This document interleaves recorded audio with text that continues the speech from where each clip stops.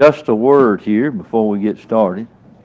We decided that if there's any complaints about anything, we're going to turn it over to Bruce. So if y'all have any complaints, please see Bruce.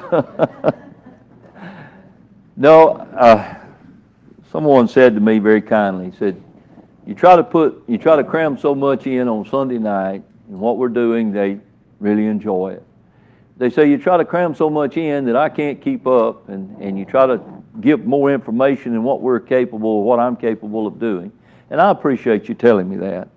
So I will try to slow down, and I will try to review as best I can some of the things that we've been learning in Bible Basics. Now, of course, we know what book we're in. We're in the book of Acts. And that is the Acts of the Apostles, and many of you have been through that, I'm sure, many times. But let me just tell you how this works. I was talking to Sister Judy today, and really and truly, I want y'all to think about what I'm about to tell you. In the Bible, we learn that we're supposed to study to show ourselves approved unto God. He says, a workman that needeth not to be ashamed, rightly dividing the word of truth. Now, in all honesty, Bible Basics for me was one of the most intriguing and influential parts of my growing up and my learning how to become a Christian. And I learned rightly dividing the Bible. How you divide the Bible, and somebody said, well, the Bible's not divided, but it really is. We went through the Old Testament, we looked at the New Testament. And this is what's so very, very important about Bible Basics and how this should work for us. As we studied Matthew, Mark, Luke, and John, and we looked at the things in Matthew, Mark, Luke, and John, which was all a similarity, but it was setting the stage for the book of Acts. And that's where we're at here. When you're thinking about Matthew, Mark, Luke, and John, you're talking about introducing Christ. And when you talk about introducing Christ, that's His birth, His life, His death, His burial, and His resurrection. That was all about the life of Christ. And so Matthew, Mark, Luke, and John, those authors there, they wrote those books with their information. They were inspired men of God. It wasn't that they just picked something out of the air and wrote about it. These men were actually there with the Lord, and they actually viewed, and they were those that understood the life, the death, the burial, and resurrection of Jesus Christ. And those books brought us Christ. And then we found out, after we had Matthew, Mark, Luke, and John, we started the book of Acts. Now, Matthew, Mark, Luke, and John set the stage. This is rightly dividing the word of truth. It actually sets the stage for what occurs in the book of Acts. Now, going back to where we started. Luke, of course, has been given the authorship of the book of Acts. Now, as Luke himself is writing about what he knows the authorship to be, he writes about all of the principles of things that he himself were eyewitness to, and he himself knew accordingly to everything that happened. He knew that. These were eyewitnesses. So we learn in the book of Acts some very, very important points that set the stage for the next 14 books that we study in the New Testament, which was written by a man that we are introduced to in the book of Acts. Okay? So you see, rightly dividing the Bible is just like Matthew, Mark, Luke, and John. What happened there? You learn. The Acts, what happened there? Then you fundamentally learn 14 books, which was letters, which was introduced way back in the book of Acts as Paul and Barnabas and the others made their missionary journeys, which made up 3 journeys that they went about preaching and teaching the gospel. So I don't want you to forget the things that I've tried my best to teach you. And I know I go too fast. I understand that. And I'm slowing down. But let's go back to the book of Acts and let's just start right here and just talk about what we know. And it's all right for you to ask me a question. It's all right for you to answer me, because that's what we're about on Sunday night. As we begin our study in the book of Acts, we learn something that's about to happen. And it's in the very first part of the book of Acts. You read chapter 1, and then you fundamentally go into the first part of chapter 2. You're learning about something that actually is going to occur that has been brought to us way back in the book of Matthew, Mark, Luke, and John, which brought Christ into the picture, which Christ says, upon this rock I'm going to do what? Build my church. And the rock he's going to build the church on is the confession that he was Jesus Christ. He's going to build it on himself. It's going to be his church. I began to think about something that Vicki had said to me. She said, don't go so fast that people get lost. Slow down. Okay, now we brought ourselves up to where in Acts chapter 1, we have the setting of what's about to take place in Acts chapter 2. Does anybody remember what happens in Acts chapter 1? Who's there and what's the principal thinking in Acts chapter 1? Where are we at? Where? It's on the day of Pentecost, but where are we at? We're in Jerusalem. Now, this has already been prophesied about in the Old Testament. You remember when we talked about it? It's already been prophesied about. Matthew, Mark, Luke, and John bring us up to snuff. Now we're in Jerusalem, and we have chosen in the book of Matthew 12 apostles. Okay? And we know that if we chose those 12 apostles, and everybody in the room is supposed to know your 12 apostles, we won't go back, take the time to answer all those little simple questions that we tried to do. But we got 12 apostles. We're in Jerusalem. We're on the day of Pentecost. We're in chapter 1. In chapter 1, as we find ourselves, what are we doing there? I mean, what are we waiting on? What's going to take place?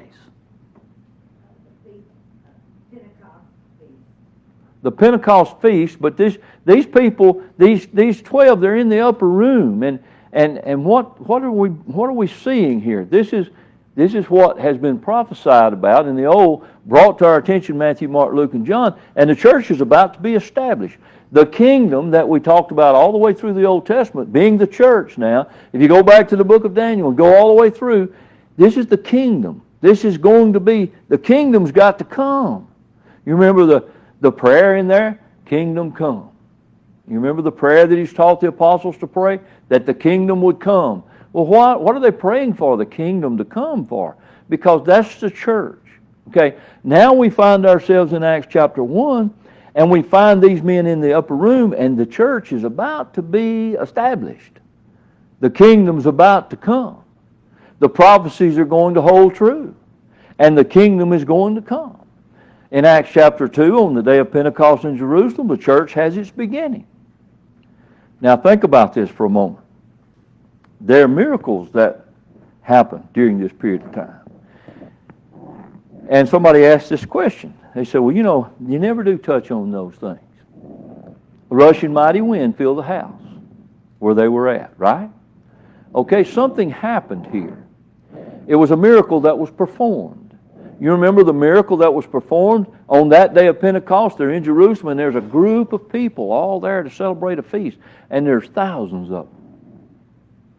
And what? There were 17 different nationalities of Jews. And they had not the ability to communicate with one another. Now, if tonight I was the only man in the room that could speak English, and they spoke Spanish, and you people spoke French, and some of you in the back spoke German, and you didn't know English, guess what would happen? We couldn't understand it, could we? Okay. So we had to have a miracle performed in order for this to take place. The miracle was they were given what we call cloven tongues. Okay? They had the ability to speak, and other people had the ability to understand in their own language. He broke down the middle wall of partition, but he broke down that communication problem. So we have the preaching, and that preacher was, young man, any one of you young lady, who was the preacher that day? Peter. And what does he tell them? What does he talk to them about? Now remember, this is rightly dividing the word of truth. He's going to tell them about something they should already know that occurred some time back. What's he going to tell them? What happened in Matthew, Mark, Luke, and John with Christ at the end of the way? He's crucified. And he tells them that. Now, I'm going slow. Get up to snuff with me here. Here we are. Preaches to them. Christ is crucified. You're taken by wicked hands, you kill the Son of God. And these people, they open up. They are pricked in their heart. They want to know what to do. What does he tell them? Trey, you remember what he told them? They want to know what to do. What does he say? Right, Amy? Repent and be baptized, every one of you, in the name of Jesus Christ. And here's a reason for that. Where's the reason? Don't forget this. Somebody said, you forgot that? For the remission of your sins. You know what remission means? Forgiveness. Okay. So now we've got this. The church began. We move on. We're going all the way through. Chapter 3, chapter 4, chapter 5, chapter 6, chapter 7. We got over to chapter 8. We started what we termed in chapter 8, if you'll think about it for just a moment. There's something very important here. We were introduced to some things that happened in the Bible. There were two people that sold some land, and they lied, and what happened to them? This is chapter 5. They died. They died. You know who they was? Ananias and Sapphira. Chapter 6, chapter 7, we find ourselves looking at something very important. We're introduced to say we got to have some people to look after the old folks. We've got to have some people to watch after the old people. And so we choose 7 men. And they're going to go out and they're going to look after the old people. They're going to try to help them. We're introduced to somebody very important here that loses his life. First Christian martyr. Stephen, okay? He loses his life. They stone him to death. And we're in chapter what? 7, latter part, introduction, 8. We start our conversions. In 8, we start conversions. We start learning about being converted from a non-believer to a believer. We start talking about being converted from the standpoint of being a non-Christian to being a Christian. Do you know who we find in Acts chapter 8? Yeah, but before 9 now, this is chapter 8. Who is he? He's reading, he's walking, he's riding along in a chariot. Poor old feller's been to church. He's been to church and he's coming back. He's the Ethiopian eunuch. Who's the preacher?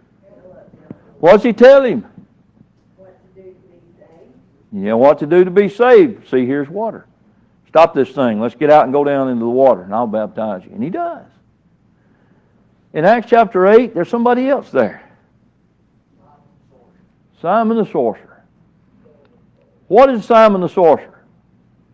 What is he? He's a magician. What's his problem? What's his problem here? He wants to buy the ability, like Bobby said, to lay his hands on somebody and impart unto them a spiritual gift. But he can't do that. So they rebuke him, and he obeys the gospel. Simon the sorcerer. Chapter 9, we come in contact with the next stage of the entire Bible. Acts chapter 9. Don't forget this. Who is it? Conversion of Saul. Saul of Tarsus. Now, we got him. We're setting the stage now in Acts here. We got a long way to go before we get over here to Romans, 1st, 2 Corinthians, Galatians, Ephesians. We go all the way through those 14 books.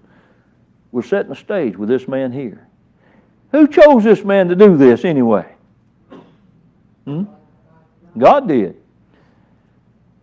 And how does this come about? Surely some of you young people know this. How does it come about that he's converted to Christ? What's he going to do? What's he starting to do? He's going to Damascus. Why is he going to Damascus, young lady? Huh? He's going to kill the Christians. He's going to persecute them. Don't want no problems. He's going to kill the Christians. But on the road to Damascus, we know what happens, don't we? Great light shining around about him. And guess what happened to his eyes? Struck him down blind. The Lord saved him that day on the road to Damascus. Is that right or wrong? Wrong. What's wrong with that? Didn't save him that day on the road to Damascus, did he? He said, you going into the city. And when you get into that city, there's a man going to be just what I'm trying to do tonight. He's going to tell you what you have to do to be saved. Who's that man? What does he tell him when he gets into the city? Arise and be baptized and wash away your sins. Call on the name of the Lord. He said, why tarriest thou? You arise and be baptized and wash away your sins. Does he? Okay, they're fearful of him. They're scared to death of him. But the Lord engages in conversation. He said, don't be afraid of him. I've chosen him. He's going to do something very important for me. I chose this man. He's chosen, and I chose him. What did he choose him to do? Now he's converted. He's a Christian. What did he choose him to do? Carry the gospel to the Gentile. The Gentiles were not included in the covenant that was of the old. It was only the Jews. Now we have a change in things. The Lord's fixing to, He's going to involve everybody. And everybody's going to have an opportunity to be saved. So in Acts chapter 9, Saul is converted. Then, in Acts chapter 10, we have something for the first time to ever happen. And this man's involved in that. What's he doing in Acts chapter 10?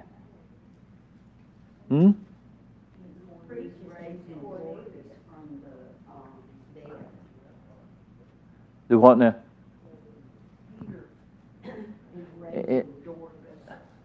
Okay. Well, we had the miracle performed by Peter raising Dorcas and Tabitha. Okay. Now, in chapter 10, we have the first convert that is not a Jew, but a Gentile. And this man is named in the Bible in Acts chapter 10. And his name is, young people, who? Cornelius. Can you tell me anything about Cornelius? What's he doing? He's been praying. He's a man of means. He gave much alms to the people. He's praying. He's taught. The Apostle Paul teaches him. This is Saul of Tarsus becoming Paul. He teaches the man. The Bible teaches us that he's converted to Christ. But not only is Cornelius converted, but who else with him there? His whole household. Now, this man had influence within his family unit. What was the influence? The influence was he's praying. He gave much alms to the people. He was a man that his family respected him. And so when he obeyed the gospel, guess what? Evidently, in the process of Saul teaching him, his family's learning too. And they obey the gospel. And from that point, we have the beginning of Gentile and Jew together. Now, this sets the stages in the next books. Now, let me just tell you this before I go any further in the book of Acts. When you get into the book of Romans, and 1st, 2nd Corinthians, Galatians, Ephesians, we still got a major problem. We're traveling around preaching the gospel on our missionary journeys. This is Paul and Barnabas. And they still a big problem because the Jews had a covenant with God. The covenant with God stipulated that all the men would be circumcised. They would be circumcised to establish the fact that this is what the Jews were. They were God's chosen people. The Gentiles were not. So we have the old traditional thing talking about circumcision or uncircumcision. And this sets the stages in Acts chapter 10. This is the first Gentile convert. It's going to set the stage for all kind of issues with circumcision and uncircumcision from Romans all the way through. It was a fleshly thing. It was something that God set aside, and it happened under the old law, not under the new. So now we have a whole total difference of something that's going on. Now, from chapter 10, as we move along in chapter 10, we go into chapter 11, and we're introduced, if you think about this for just a moment. We find a man named Barnabas. Everybody remember Barnabas? Okay? We find a man named Barnabas. Barnabas was a man already teaching, already knew, and was trying his best to push out the gospel. And Barnabas himself, he teams up with the Apostle Paul. And they go into a place called Antioch. This is one of the places that they go. They start there and begin their first missionary journey. Now, we used to have maps years ago, and I think Brother Bragg's the one that brought them to us. We had maps that Gary got us, and it showed the first, second, and third missionary journeys and where all they went from each place to each place. I'm not going to try to give y'all all that information, because it's kind of like one lady said to me, you're trying to push too much on us at one time. I just can't get it. I'm not going to try to get you every place in first missionary journey, second missionary journey, and third missionary journey. But remember what these missionary journeys comprised of. This is Paul and Barnabas. They're going out here to preach the gospel. And they move from one place to the other because of the fact that they're in danger all the time. Why? Because people are seeking to kill them. They don't want this. They don't want the joining together of the Gentiles and the Jews. This is a big issue. And so they constantly are moving from one place to the other. Now, as they move from one place to the other, what are they doing? They're preaching and teaching the gospel. They might stay 1 month here. They might stay a year here. They might stay 2 years there. Now, if you really study it and get all this technicality behind you, you can see how long they stayed at each place if you really wanted to do that and pull it all out of the book. We did that before when we did Bible Basics. On the first missionary journey, we went to the places and we said they stayed here for that length of time. Now, they converted this many people. They established this church. Now, think about this. First missionary journey, we're moving over to a place called Antioch. Up until this time, Saul is talking all about Christ. And then at the place called Antioch, for the very first time, Christ's name is used in such a way as to determine and describe God's people. Do you remember what it was that came to pass for the first time here in the place called Antioch? First called Christians at Antioch. Now, Christian means Christ-like. Okay? Christian means Christ follower. Christians has developed into a group of people here. Now, Christians are assembling and they're worshiping. Now, Paul and Barnabas continues on with their missionary journey. As they move and as they go to different places, thinking in terms of this now, things begin to get really bad for them. And in chapter 11, in chapter 12, we find here something that dreadfully happens. Someone is killed. And the king decides, I'm going to kill this guy because he himself is a Christian follower.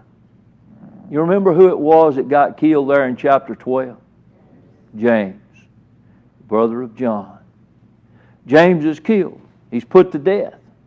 From that standpoint, Peter, one that's been preaching now from the day of Pentecost, continues on. And in chapter 12, they catch up with him. What do they do with him? They don't kill him, but they put him in prison. So he's in prison in chapter 12. In chapter 12, Peter's in prison, but guess what happens? Anybody remember what happens as he's in prison? During the night, an angel comes in, goes through the jail, gets into his room, lays down beside him, puts on your clothes, puts on your shoes, get up, follow me, and he does. And the Lord takes him away. The angel of the Lord takes him away out of the jail. He rescues him. Now, chapter 12, chapter 13, Paul and Barnabas continues on. They return back to the place that they had already visited one time before in Antioch. Now they go back to this place because there's some safety measure for these men as they preach and teach the gospel. Chapter 13, they're in Antioch, and they're preaching the gospel of Jesus Christ. Now, there comes a time when Paul and Barnabas disagree, and it's all because of those who went with them on the missionary journey. One of those men, Silas, didn't think much about it. Paul and Silas began a second missionary journey on their own, and Barnabas goes another way with his constituent. And they separate, and they go different ways. But now, are they quitting preaching? No. Paul and Silas goes, and they continue on preaching the gospel. Barnabas, they go on, and they continue preaching the gospel. Now, do they go to the same place? Occasionally they do visit the same place, but most of it, as you see the second and third missionary journey unfolding, they're going to different parts of the country. And they're preaching and teaching the gospel. That's what our missionaries do today.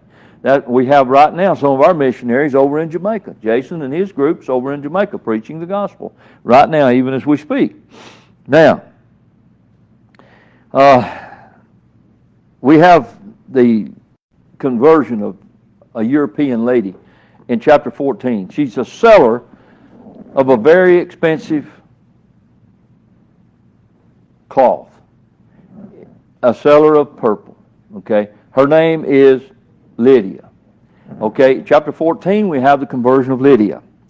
Thinking about in terms of what Paul is talking to these people about, he's establishing for the first time congregations that's never been before. Now, he did not establish every one of those congregations because the other two established some.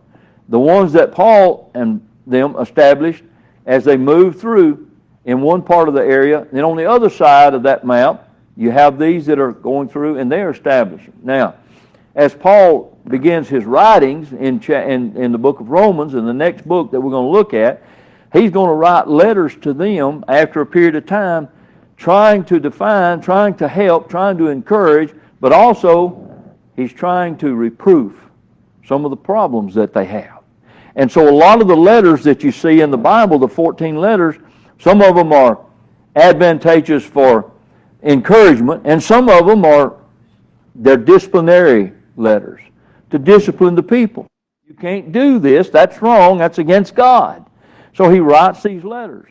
And these letters actually carry the name of the churches where he's establishing on these missionary journeys right here. They carry the name. So when he say 1 Corinthians, 2 Corinthians, we're talking about a church over in Corinth that was established that's got problems, and he's writing over there to them. And that's what those books, some of those books are about. Now, some of them are not disciplinarian books. Some of them are encouraging books. Now, let's go on with the book of Acts, and my time's nearly run by me tonight, but let's go right here. In some of the things that happens, there's one of the things over in chapter 20. Let me just kind of move up there for a minute. He was talking about, somebody asked me the question, did he ever perform any miracles as he's moving through to convince the people? He didn't have to perform the miracles, but he did perform miracles. There's a fellow in chapter 20, his name Eutychus. He falls completely out of a window, breaks his neck, and kills him. And he's dead. Well, Paul raises him back, puts him back into life. You know, there's more than one time in the book of Acts that you find the Acts of Apostle as they raise the dead back to life. Now, get this. Today in our society, people still believe in miracles. They say it's possible, but it's not. Those things that were like they were then can't be today. You know why? Because God took that away. He nailed it to the cross. Those things were in part. There had to be a significant amount of influence to get the people on board. Now today, God doesn't expect that significant amount of influence from a standpoint of having to perform a miracle to get somebody to believe in Him. He says, you study the Bible. You study to show yourself approved unto God. We don't have to have somebody raised back to the dead, from the dead, to convince us about Christ and to convince us about what's going on today in our society. We don't have to have that. Now, you know who determined that? God did. So God, those things that were in part, He had to have some influence then with these men to be able to influence the people to get on board, because it's always been the Jew and never the Gentile. They weren't included.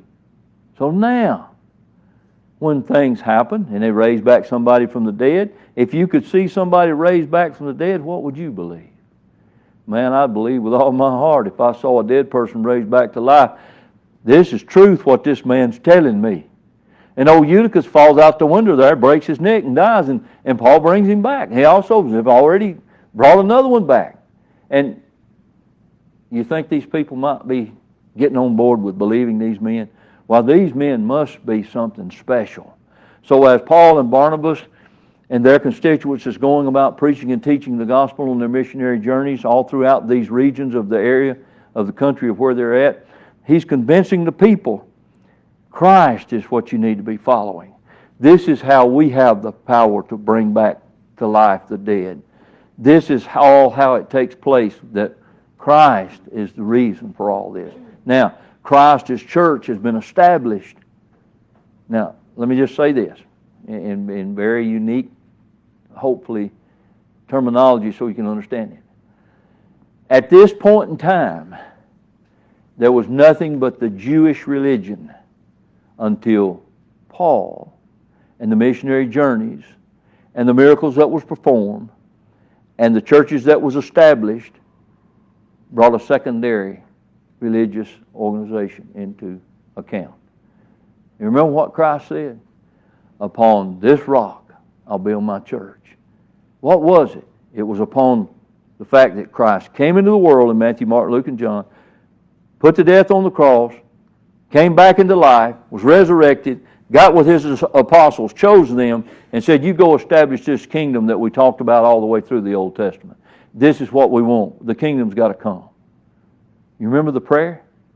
Thy kingdom come, thy will be done in all things. You remember that prayer, the Lord's Prayer? Okay, what was that prayer all about? That the kingdom would come. Now we have it coming in the book of Acts. And we're seeing here the Acts of the Apostles as He's bringing all this together, and the churches are being established one right after another. The church over in Rome, the church over in Corinth, the church over in Thessalonica, the church over in Ephesus. It's a constant thing. So you see, the Bible is not that hard to rightly divide. The Bible is basically simple if you study it and you learn it the way that we're trying to do it in Bible Basics. Just carry it from one chapter to the next and understand where you're at with this. We done away with all them Jews. They're over there, but we're converting. And we're converting Gentiles. And we're converting Jews. And the church is growing. And the numbers are getting bigger and bigger. And where are we at today? The Acts of the Apostles. That's how this all started. That's why we're getting to where we're at. Now, my time's up, but think about it. I want y'all to, it's like Miss Judy said this afternoon. In the time it takes me to teach this, you all could go home and take the book of Acts and read it. Most of you are pretty decent readers. You could probably read the whole book of Acts in probably 30 minutes, maybe 45. I don't know, maybe an hour. Let's give it an hour. You could go home and sit down, and in 1 hour you could basically read the entire book of Acts. And you could pick up on everything that I'm talking to you about tonight. Now, I tried to go a little slower tonight in reviewing that, but now, when we come back together, we're going to take up with chapter 16. And we're going to go from chapter 16 all the way to the end of chapter 28. And we're just basically going to touch the high end that's setting the stage for the next books, the next 14 that we'll study. And we'll find out some things about those 14 books. One of the things is, it's sad to say, but some of those churches fell off the wagon. And they had problems. And they were doing things that weren't godly. And Paul says, you straighten this out. And he writes to them, and he tells them how to straighten it out. This is their only way. They didn't have the computer back then. They didn't have the telephone back then. They didn't have all this stuff today that we have to communicate with. They didn't have radio or television. So what are they doing? They're writing letters. And they're sending these letters. And these letters are getting over there to these churches. And these men, when he says, let's appoint elders in every place, but we can't do that until we get somebody qualified. And so what is the qualifications, Paul? And he writes them and he tells them. This is the qualifications. The husband of one wife, you know. And it goes on and tells about all the things that a man must be able to do in order to qualify for an elder. Get us an elder. Then I'm writing to you, and you get this straightened out. And that's what all these books are going to be about. And they're simple and easy. I mean, when I say simple and easy, there's a lot of things I don't know. And everybody can say amen to that. But I will tell you this. If you basically study your Bible with rightly dividing it, and you understand what the Gospels were about, you understand what the book of history or the book of Acts is about, and the establishment of the church is about, you can't get messed up. You'll know what really and truly you need to be doing and where you need to be doing it at. You'll find out how to worship God and how to worship God in spirit and in truth. You'll find out the church that's in the Bible, and you'll find out the thousands that's not in the Bible. And all it is just rightly dividing the word of truth. Taking it for what it says, utilizing it, and reading it and studying it to gain the approval of God. And it's a process that, for me, it's mind-boggling whenever you get people to say, well, don't the Bible say this? Don't the Bible say that? Evidently, you've never studied the Bible. If you bring out things that you can't add to, you can't take from. And these things I'm talking to you about are very basic, simple things, and it's kind of giving you the principle of how this is working. And where are we at today? Right now, we're in the Assembly of the Saints. On Sunday evening, we're studying the Bible to show ourselves approved unto God. We don't have to be ashamed of that. We're doing it exactly the way the Bible teaches. Just book, chapter, and verse. That's all you can do. And that's the best way I know to study it. So my time is up. If you're here tonight and you've not obeyed the gospel of Jesus Christ, please take advantage of it. If you need to respond from the standpoint of having prayer made with you and for you, please do so right now if you need to straighten something out in your life. So let us all stand together and extend the invitation of the gospel.